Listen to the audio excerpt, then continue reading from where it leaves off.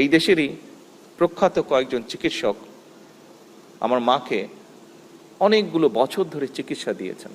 প্রত্যেক মুহূর্তে ওনারা তাকে টেক কেয়ার করেছেন। উনি মৃত্যুর কিছুদিন আগে উনি বিদেশে গিয়েছিলেন।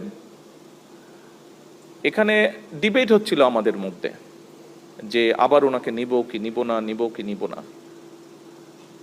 আমি ব্যক্তিগতভাবে যেটা বলেও ছিলাম বিভিন্ন মানুষকে যে আপনারা ওনাকে নিতে চাচ্ছেন, কিন্তু এখানে যেই চিকিৎসকগণ ওনাকে যেই সেবাটা দিচ্ছে 24টা ঘন্টার প্রতিটি মুহূর্ত, আমি দেখেছি বিদেশি, হ্যাঁ বিদেশে গেলে হয়তো টেকনিক্যাল সাপোর্টটা ভালো পাওয়া যাবে, ভালো ইকুইপমেন্ট হয়তো আছে, আরও হয়তো অ্যাডভান্স ইকুইপমেন্ট আছে, ওষুধপত্রের ব্যাপারে খুব হয়তো ডিফারেন্স থাকবে না, হয়তো হার্ডলি ডিফারেন্স থাকবে, কিন্তু এই যে হিউম্যান টেক কেয়ার যেটা, আমি মনে করি না এটা বিদেশে গেলে পাওয়া যেত কোনোভাবেই।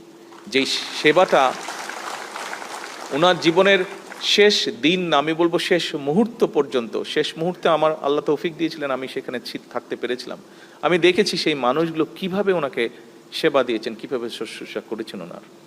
এইটা বোধহয় যতই ভালো হসপিটাল হোক পৃথিবীর, যতই অর্থ দিয়ে হোক, এইটা পাওয়া যেত না।